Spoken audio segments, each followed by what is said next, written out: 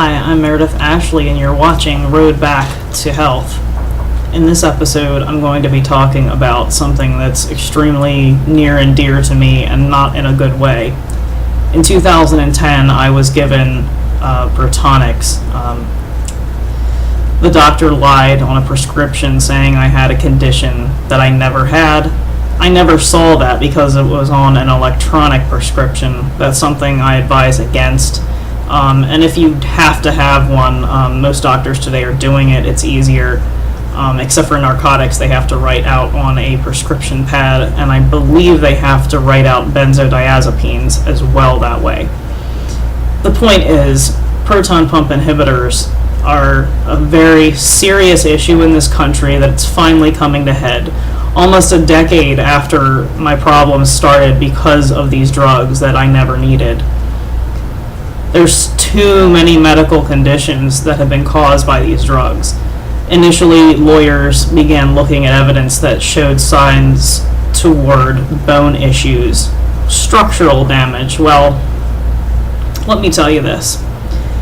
Anything structural, whether it's on a house or your body, and structural is your bones and your skin, things, the building blocks around what's inside. Anything that happens like that doesn't happen first. Everything inside happens first. If your body is taking a drug and dispersing that, the insides are being affected before the skeletal issues. And it's obvious because if you look at any reports, if you look at anything any of these lawyers or doctors are saying, they're not telling you that because that's actually something that happens after. It's like the last thing. It's happening kind of during, but it's ultimately the last thing. Proton pump inhibitors are actually for inflammation. They're for gastritis. Inflammation in the gut, in the stomach, typically happens on the bottom half of the stomach where the pyloric valve is. And it can happen into the duodenum, which is your first part of your small intestine. These drugs were designed to help people with this for a short-term issue. You can get gastritis for all kinds of reasons. You can have infection. There's a thing called H. pylori, which is like one of the only things they test for other than celiac. Celiac disease is called celiac sprue, and they can determine these things by looking at cells. When they do an endoscopy, they take a biopsy. They look at the cells.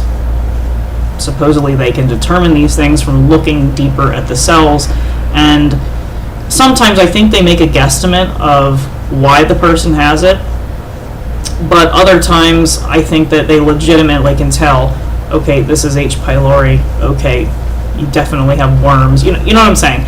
They can tell. It's clear cut. But if you have a clean endoscopy, if you have nothing wrong with your esophagus, if you have nothing wrong with your stomach lining, they usually go into the small intestine a little bit, but not too far because they can actually perforate you. And you either can recover from that and they do a very quick surgery, but these things can happen. It's a procedure, it's outpatient. You are definitely knocked out during this with propofol or Demerol. Don't do Demerol, you might wind up with a serious headache for days.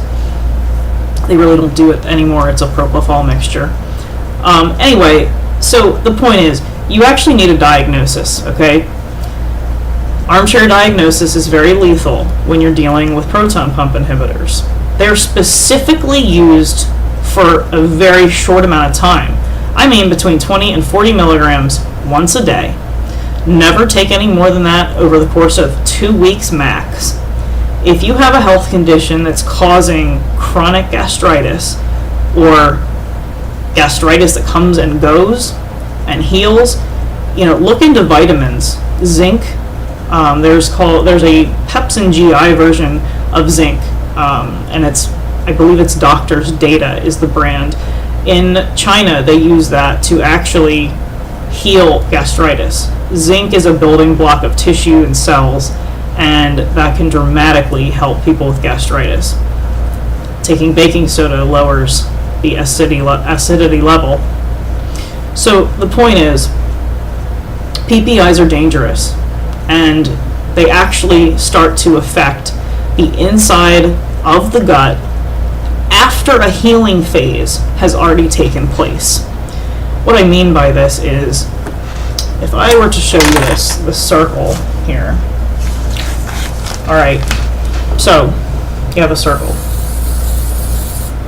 This circle, okay, is representing a cycle, the PPI cycle.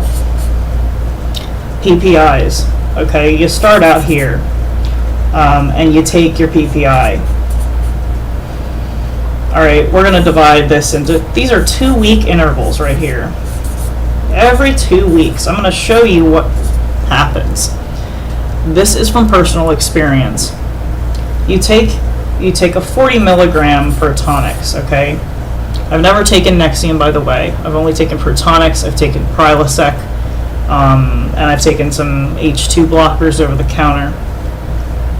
The PPIs are cyclic, and it's kind of disgusting that I say it that way. It is sickening to me. But they are a cyclic drug. They help, they harm. They help, they harm. They constantly do this, okay? You are being eliminated with acid. Your gastrin levels are going to skyrocket. It stalls your digestive system. The gallbladder starts to back up. The pancreas can get blocked. You can get pancreatitis when your gallbladder is failing because it can block the bile duct. 2 weeks, it's not even going to completely rid of gastritis. It's going to get you to a level where you're not feeling nauseous, you're not in pain, you can sleep. Okay, so from whatever it's from, here's the point though, if you don't have an infection, if you don't have celiac sprue, if you don't have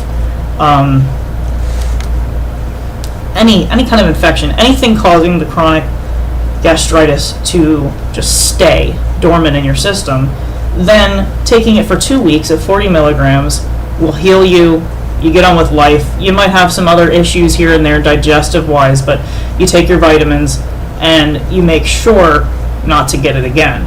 And make sure you know what the heck started it though. That's the key. You need to know root causes to always do things correctly when it comes to healing your body.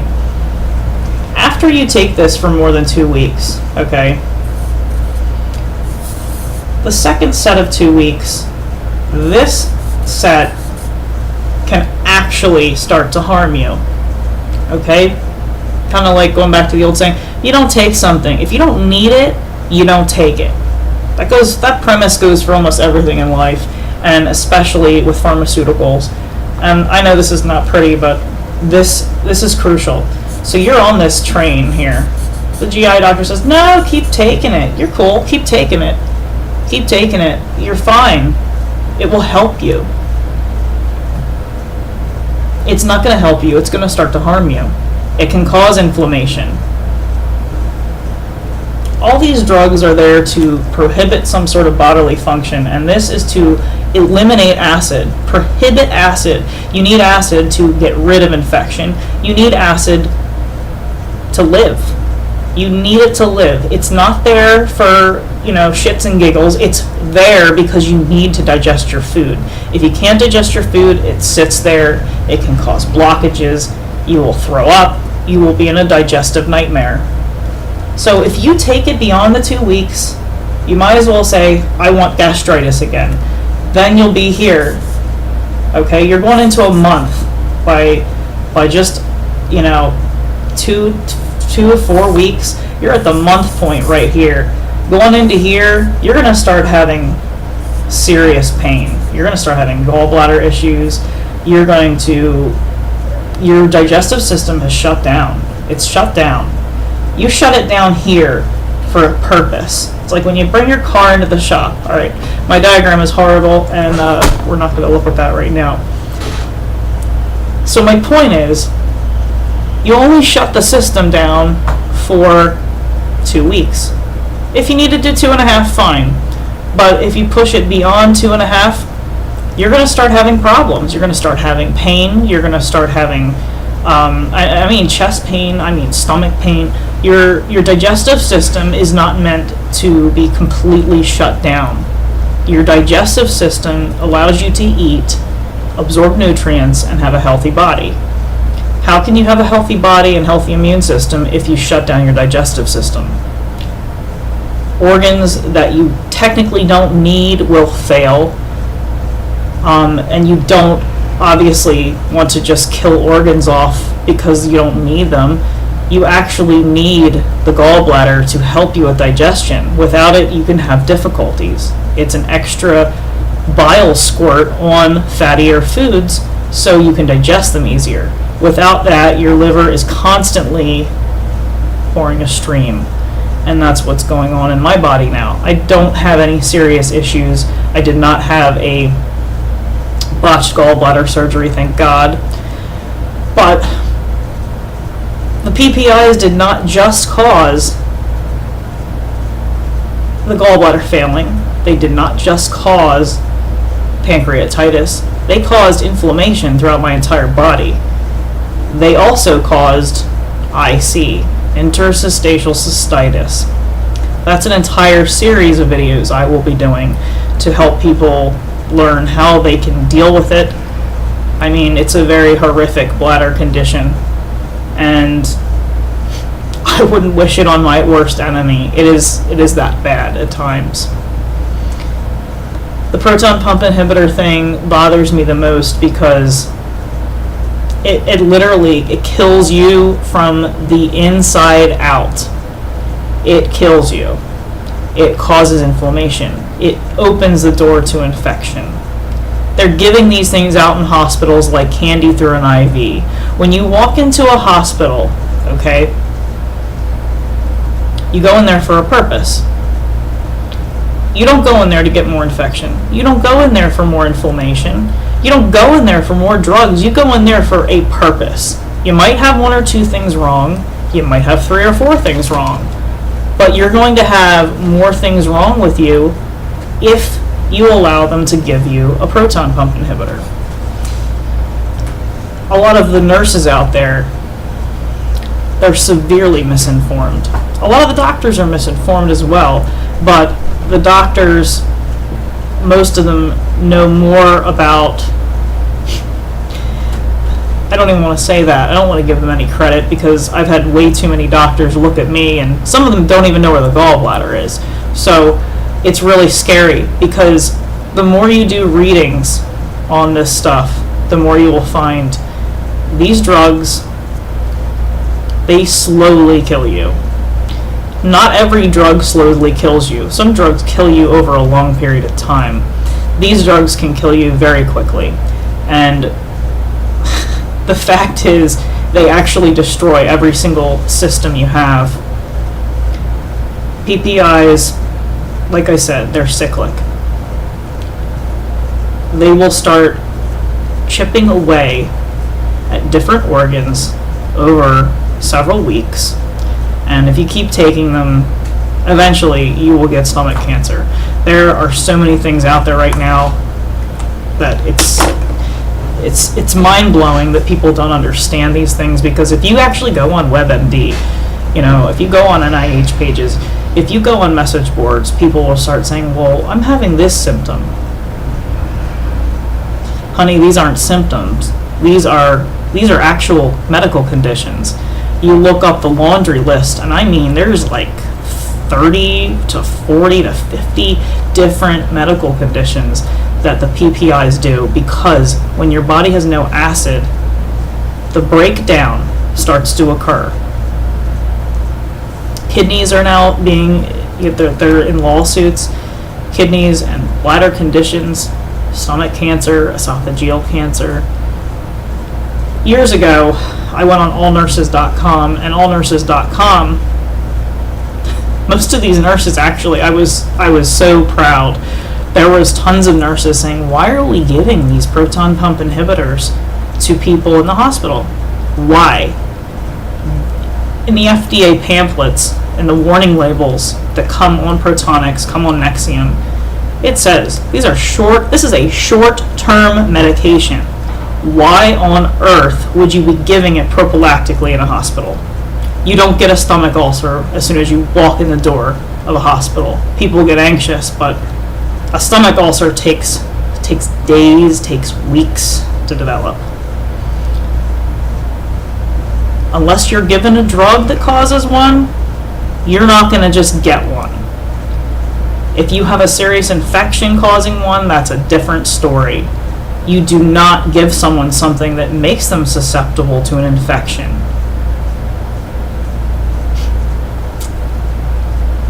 I don't know how some of these nurses live with themselves, because I honestly could not go into a hospital, be a nurse or a doctor for that matter, and prescribe one of these without knowing what the hell I was treating. These medications are for a specific purpose, and if you do any research at all, you'll know exactly what I mean. Back in 1997, a group of guys that were actually planning on being surgeons, I believe they were in their residency, and this was done at Chapel Hill here in North Carolina. They did a study on H2 blockers. H2 blockers are over the counter. That's Pepsid, anything with a Xanaprol or Omeprazole, any of that kind of stuff. It's basically a lesser form of a proton pump inhibitor. These H2 blockers were checked on people like lab rats. This is how they do their clinical trials. And within days, these people had gallstones. If that does not answer your question or does not help you understand the severity of what a proton pump inhibitor would do, which is a complete elimination of all stomach acid production in the human body, I don't know what more to tell you. It's not just the gallbladder, though. It's everything. It's everything in the body.